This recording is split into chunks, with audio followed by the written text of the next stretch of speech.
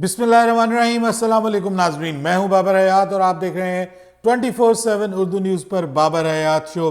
नाज़रीन, Pakistan Asia cup हार चुका है। एशिया कप ख़त्म हो गया, ऑब्वियसली बहुत सारी कंट्रोवर्सीज़ के साथ ख़त्म हुआ, लेकिन पाकिस्तान टीम क्यों हारी, ये एक सबसे बड़ा सवाल है। और आपको पता है कि जब भी टीम वापस आती है, कोच वापस आते हैं, तो वो एक रिपोर्ट पेश करते हैं अपनी टीम की कारकर्दगी के हवाले से, और उस रिपोर्ट में वो बताते हैं कि हारने की वजह उनके बकौल क्या थी। तो हमारे जो कोच हैं उन्होंने अब एक रिपोर्ट जमा करवाई है पाकिस्तान की इस परफॉर्मेंस के ऊपर, और उसमें कुछ 3 खिलाड़ी ऐसे हैं जिनके नाम लिए गए हैं बाकायदा कि पाकिस्तान की शिकस्त में उनका बहुत इंपॉर्टेंट रोल रहा है, यानी उन्होंने अहम किरदार अदा किया है। और उन्होंने किया क्या है ये भी आपको आज की इस वीडियो में मैं बताऊंगा, और आगे चल के उनके फ्यूचर के हवाले से भी बात होगी कि पाकिस्तान की T20 टीम में उनका फ्यूचर क्या है, इस पर भी बात करेंगे। इसके अलावा हम बात करेंगे, मोहम्मद रिजवान ने एक बहुत बड़ा फैसला लिया है जी, और उसकी बहुत ज़्यादा तारीफ़ें की जा रही हैं मोहम्मद रिजवान के फैसले की, उसके ऊपर भी बात करेंगे आज के इस प्रोग्राम में। कुछ इंडियन मीडिया फिर से प्रॉब्लम क्रिएट कर रहा है सना मीर को लेकर के।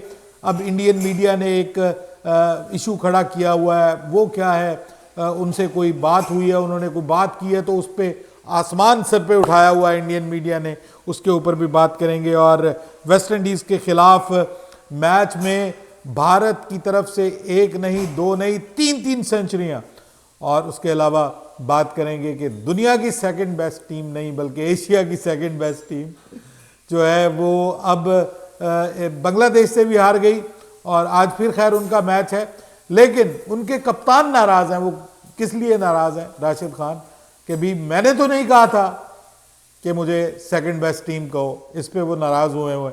इस पे भी बात करेंगे आज के इस प्रोग्राम में। लेकिन आगे बढ़ने से पहले आपसे गुजारिश कि अगर आप हमारे नए व्यूअर हैं तो प्लीज़ हमारे इस चैनल को जल्दी से कर लीजिएगा सब्सक्राइब, और बेल आइकन को पुश करना मत भूलिएगा। मुझे फॉलो कीजिए इंस्टाग्राम पे @बाबर हयात शो, और हमारे पेज को फेसबुक पे लाइक कर लीजिएगा। तो जनाब, आज का प्रोग्राम हम डेडिकेट करते हैं मोहम्मद उमर नज़ामानी को।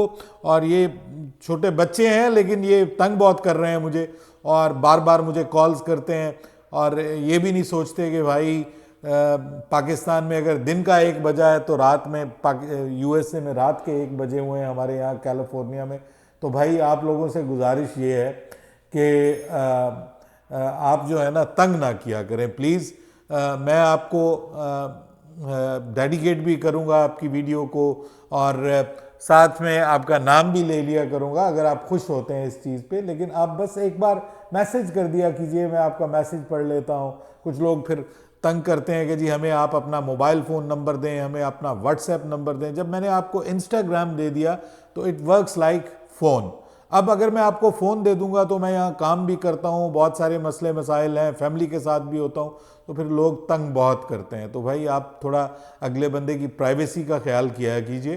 तो मोहम्मद उमर निज़ामानी भी हैं, एक हमारे साथ मोहम्मद उमर भी हैं। उन्होंने भी कहा है कि बाबर भाई मेरे नाम भी वीडियो कीजिए, मैं आपका रेगुलर व्यूअर हूँ। इसके अलावा सारिम मुबीन हैं, इन्होंने कहा है कि इट्स क्रिक टाइम मेरे चैनल का नाम है, यूट्यूब पे मेरा अकाउंट है, तो आप मुझे भी एक वीडियो डेडिकेट कर दें। भाई 3 लोगों को मैंने कर दी, बाकी लोगों के भी मैसेजेस आए हुए हैं, तो वो नेक्स्ट वीडियोस में उनके नाम लूँगा। आप भी अगर चाहते हैं कि मैं आपको वीडियो डेडिकेट करूं तो आप मेरे इंस्टाग्राम अकाउंट को जो है वो फॉलो कर लीजिए। पहले फॉलो कीजिए, बाबर हयात शो के नाम से इंस्टाग्राम पे मेरा अकाउंट है, पहले वहाँ फॉलो कीजिए, फिर मुझे मैसेज कीजिए, तो मैं आपके मैसेज पढ़ूँगा भी, ठीक है, और फिर आपको वीडियो भी डेडिकेट करूँगा। कोई सवाल पूछना चाहते हैं तो सवाल भी पूछिए, मैं आपके सवाल का जवाब भी वहाँ पर देने के लिए तैयार हूँ। लेकिन प्रॉब्लम ये है कि भाई पाकिस्तान क्रिकेट टीम आ चुकी है, अब तो टेस्ट की तैयारी हो रही है और मैचेस आपस में खेले जा रहे हैं। पाकिस्तान का जो स्क्वाड है वो आपस में मैचेस खेल रहा है। लेकिन इस दौरान मोहम्मद रिजवान ने एक बड़ा फैसला किया, और उन्होंने ये फैसला किया कि वो कायद-ए-आज़म ट्रॉफी का मैच खेलेंगे, और बड़े अरसे के बाद वो डोमेस्टिक मैच खेलेंगे। बहुत अरसा हो गया उनको डोमेस्टिक खेले हुए।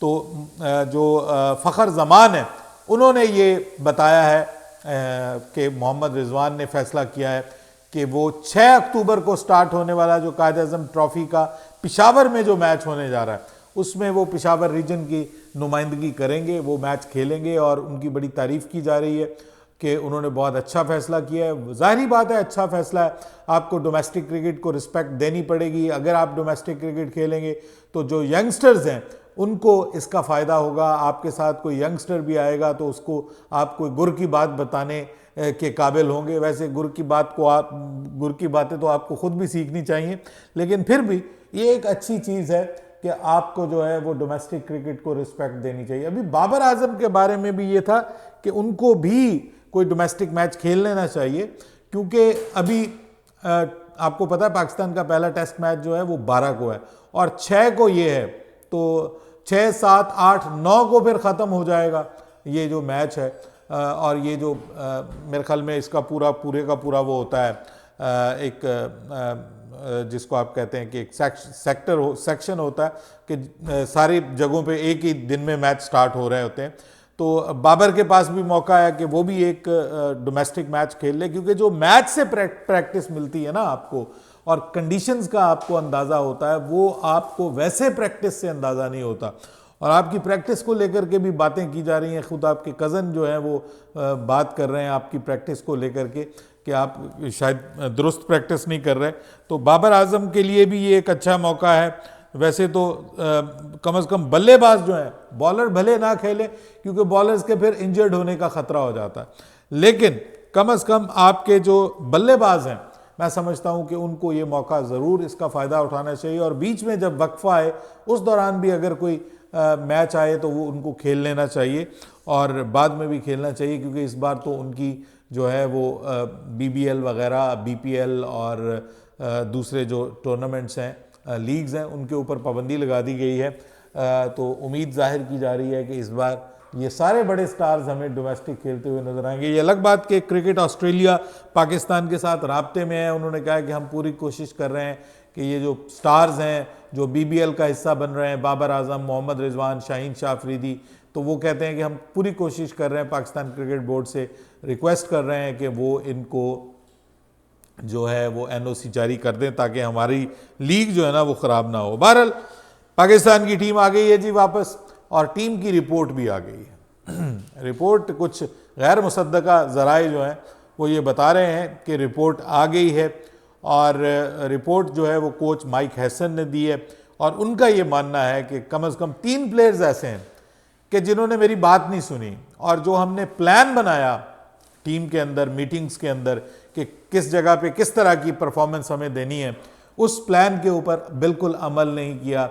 और उन 3 प्लेयर्स में से सबसे पहले तो आपको पता ही होगा कि मैं किसका नाम लेने जा रहा हूँ, वो है हारिस रऊफ, जिनके बारे में ये ख्याल किया जा रहा है और उनके बारे में बात ये की गई है कि इन साहब ने जो है वो बॉलिंग में जो है वो गेम प्लान जो है उससे हट के बॉलिंग की, और ख़ास तौर पे वो ओवर 17वां ओवर कि जिसमें उन्होंने राउंड द विकेट बॉल की। हालांकि उनके साथ डिस्कस ये हुआ था कि आपने जो डेथ ओवर्स हैं उनमें आपने ऑफ स्टंप से बाहर बॉल करनी है, आपने बल्लेबाज जो हैं वो उनको बिल्कुल मौका नहीं देना कि वो उनके ऊपर, उनके पाँव में आप बॉल करें या इस जगह पे बॉल करें कि वो कोई आपको लपेटे लगाएं। और उन्होंने बिल्कुल उसकी खिलाफ वर्जी की है और उन्होंने राउंड द विकेट बॉल की है, और जिसकी वजह से आपको पता है कि उनको उस ओवर में 17 रन पड़ गए। 17 रन उस ओवर में पड़े हैं, जिसकी वजह से हारिस रऊफ जो है वो उनके लिए, माफ़ कीजिएगा ये 17वां ओवर नहीं था, रन 17 पड़े थे इनको, जहाँ पे उनको कम बैक ओवर दिया गया था, जहाँ पे अभी एक ओवर पड़ा हुआ था साइम अयूब का और अबरार अहमद का, उनको ओवर नहीं दिए गए और इसको एक बड़ी गलती भी करार दिया जा रहा है। लेकिन वहाँ पे बात ये हो रही है कि कोच बहुत नाराज़ हुए थे, आपने देखा भी कोच बात कर रहे थे बार बार कि तुम इधर क्यों नहीं बॉल कर रहे, तुम्हारे साथ बात की गई है कि तुमने इधर बॉल करनी है, तो उनसे नाराज़ हैं। वो कह रहे हैं कि इन्होंने हारिस रऊफ ने जो है वो प्लान के तहत, ख़ास तौर पे फाइनल में जो है वो प्लान के तहत बॉलिंग नहीं की। इसके अलावा बात करते हैं मोहम्मद हारिस की। 2 हारिस हैं जी, एक हारिस रऊफ, एक मोहम्मद हारिस। मोहम्मद हारिस के ऊपर भी बात की गई है कि उन्होंने बिल्कुल अकॉर्डिंग टू द प्लान नहीं खेले वो, और ये बात बिल्कुल दुरुस्त है। वो तो खैर कुछ खेला ही नहीं है ना, मैं तो समझता हूं कि उस दिन मैच की शिकस्त में जो है ना एक बहुत इंपॉर्टेंट रोल इस बंदे ने प्ले किया। शुरू में ही आके आप उड़ा के आपने विकेट दे दी अपनी उनको, और मुझे तो लगता है कि प्लान करके आए थे कि आपने आउट होना है। और उसके बाद वो जो आपने रन आउट मिस किया है, वो मैं अभी तक सोच रहा हूं कि कैसे मिस किया है आपने। मतलब वो उसके ऊपर सवालिया निशान होना चाहिए भाई, पूछना चाहिए कि बॉल आपके पास है और आप बेल्स उड़ा नहीं पा रहे, क्यों, क्या वजह है? क्या आप जानबूझ के ये कर रहे हैं? ये सवाल उठता है ना कि क्या जानबूझ के ये किया है आपने, कि आप विकेट नहीं इस मौके पे गिराना चाहते थे। खुद अपनी विकेट जो है वो आपने गिराई है, मतलब उसके ऊपर आपने कोई प्राइस टैग नहीं लगाया। जब आपको मौका मिला कि आप आए, आके टीम को आपके ऊपर निगाहें हैं कि आप टीम के लिए कुछ करें, तो वहां पे आके आपने अपनी विकेट को थ्रो किया है। ये इस मैच में नहीं, पिछले 2-3 मैचों में भी यही हुआ, और उनके ऊपर बाकायदा इल्ज़ाम लगाया गया कि उन्होंने बहुत गैर ज़रूरी शॉट्स खेल के अपनी विकेट्स दी हैं। और जहां पे उनको कहा गया कि भाई तुमने को 10, 12, 15 बॉलें खेलनी है, खेल के टीम को आगे लेके जाना है, जिसमें एक मैच में वो खेलते हुए नजर भी आए बांग्लादेश के अगेंस्ट, लेकिन बाकी मैचेस में अगेन उन्होंने वही हरकत की कि जिससे उनको रोका गया था। और इस पे कोच बहुत ज्यादा नाराज हैं, और अब तो खैर कंफर्म है कि उनका मेरे ख्याल में T20 स्क्वाड जो होगा उसमें उनकी वापसी भी बहुत मुश्किल हो जाएगी। अब पाकिस्तान कुछ नई ऑप्शंस के साथ जाने के लिए सोच रहा है, शायद एक सीरीज उनको मिल जाए, लेकिन उसके बाद फिर उनकी छुट्टी हो जाएगी। प्रॉब्लम यह है कि वो अपने घर में आके परफॉर्म कर जाते हैं, लेकिन क्या साउथ अफ्रीका जैसी टीम के अगेंस्ट परफॉर्म करेंगे, ये बड़ा सवाल है। इसके अलावा जो नंबर 3 है वो बड़ी हैरानकुन सिचुएशन है, और वो हसन नवाज का नाम लिया जा रहा है। और हसन नवाज को शायद इसीलिए बाहर भी किया गया, और उसके बाद फिर उनको दोबारा शामिल भी नहीं किया गया। मेरे जराए ये कह रहे हैं कि हसन नवाज से बाकायदा जो हेड कोच हैं वो नाराज हैं। और मुझे ये भी पता है कि एक फुटेज भी सामने आई थी कि जिसमें हसन नवाज जो हैं वो कोच के साथ कुछ थोड़ी सी तू मैं करते हुए भी नजर आए हैं, और कोच ने उनको ऐसे इशारे से दूर होने के लिए भी कहा कि जाओ, मतलब अब पंजाबी में मैं तुम्हें कुछ, पंजाबी में मैं कह नहीं सकता कि जो उन्होंने कहा होगा, लेकिन उन्होंने तो ऑब्वियसली इंग्लिश में ही कहा होगा कि भाई चले जाओ यहाँ से। और मुझे लग रहा था कि कुछ ना कुछ नाराज़गी चल रही है दोनों के बीच में, और उनको भी, उनके बारे में भी यही ख्याल है कोच साहब का कि उन्होंने भी गेम प्लान्स के ऊपर अमल नहीं किया। हमने उनको बहुत इंपॉर्टेंट पोजीशन दी इस एशिया कप में, लेकिन उन्होंने एशिया कप में हमारे लिए कुछ नहीं किया। तो बाय द वे बात यह है कि हसन नवाज के हवाले से तो मैं ये कहता हूं कि हसन नवाज को तो भाई भरपूर मौका मिलना चाहिए। साइम अयूब को आप क्यों नाराज नहीं हुए? आपने साइम अयूब का नाम क्यों नहीं लिया रिपोर्ट में? Saim Ayub is also one of the causes that Pakistan top order and middle order collapsed. एक वजह साइम अयूब भी हैं पाकिस्तान की नाकामी की, खास तौर पे Saim Ayub as a batter जो है वो एक वजह बने हुए हैं, और उसके ऊपर मेरे ख्याल में कोई बात नहीं की गई। वो बस लाडले हैं, उनको मौके दिए जाओ, मौके दिए जाओ, जितने मर्जी आपने मौके देने हैं उनको दिए जाओ, लेकिन उनके बारे में बात आपने नहीं करनी। लेकिन यहाँ पे प्रॉब्लम ये है कि कोई बेचारा नया आया है, उसकी पोजीशन भी चेंज कर दी, ओपनर से उसको नीचे लेके आए, वो खेलता रहा, उसने परफॉर्म भी किया, लेकिन यहाँ पे प्रॉब्लम ये है कि आप जो है वो बस किसी के ऊपर आपकी नज़र करम फिर गई तो आप उसके लिए आप सब कुछ किए जा रहे हैं, लेकिन जिसके ऊपर आपकी नज़र करम नहीं है वो आपके लिए सबसे बड़ा प्रॉब्लम है। बहरहाल मैच हो रहे हैं जी दुनिया क्रिकेट में, उसमें इंडिया वर्सेस वेस्ट इंडीज़, आपको बताया था कि 162 पे इंडिया ने वेस्ट इंडीज़ को आउट कर दिया था due to extraordinary bowling from Jasprit Bumrah and साथ में उनके मोहम्मद सिराज। अब 448 पे 5 आउट हैं जी दूसरे दिन के खेल के अख्ताम पे।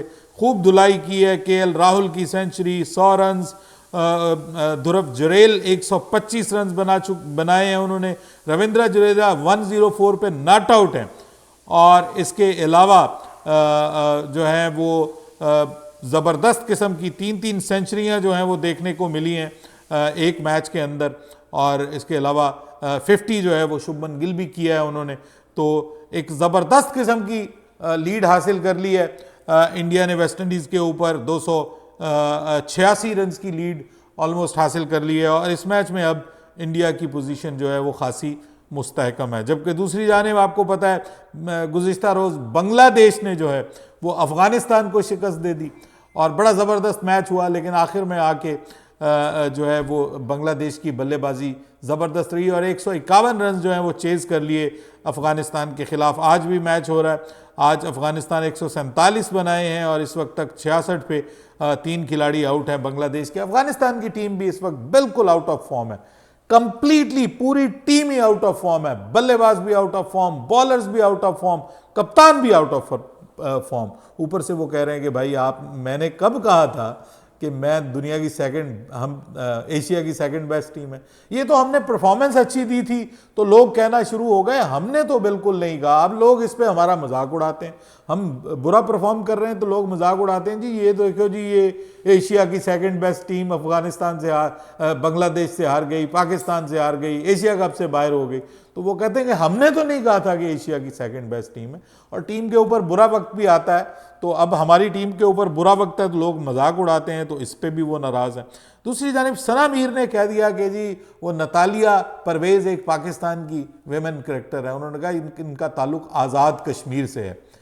और वो कहना था कि उसके बाद भारतीय मीडिया में आग लगी हुई है, आईसीसी इस पे एक्शन ले, आईसीसी एक्शन लेगा, उसके ऊपर पाबंदी लगेगी। हालांकि सना मीर ने उसका जवाब भी दिया, उसने कहा कि मैंने तो ESPN क्रिक इन्फो पे देखा और वहीं पे लिखा था कि ये आज़ाद कश्मीर से ताल्लुक़ रखती हैं, तो मैंने वही बताया है जो लिखा हुआ है। आप जाइए जाके वेबसाइट चेक कीजिए और यही वेबसाइट है जहाँ से मैं चेक करती हूँ। और मेरे ख्याल में तो उसको ये बात भी नहीं करनी चाहिए थी, इस पे कोई इस किस्म की क्लैरिफिकेशन देने की ज़रूरत ही नहीं थी, क्योंकि आज़ाद कश्मीर को हम आज़ाद कश्मीर ही कहते हैं। अब हम उसको जो है वो पाकिस्तानी ऑक्युपाइड कश्मीर तो कह नहीं सकते, जो इंडिया वाले कहते हैं POK, या हम इंडियन वो कश्मीर को IOK कहते हैं।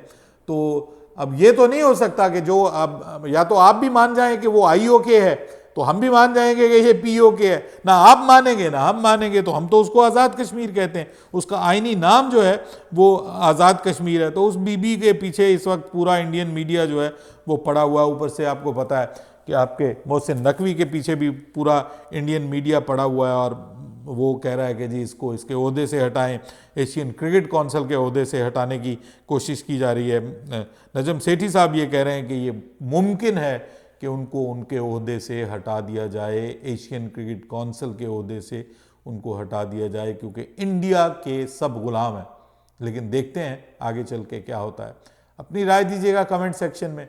बाबर हयात को इजाज़त दीजिएगा। अल्लाह हाफिज़।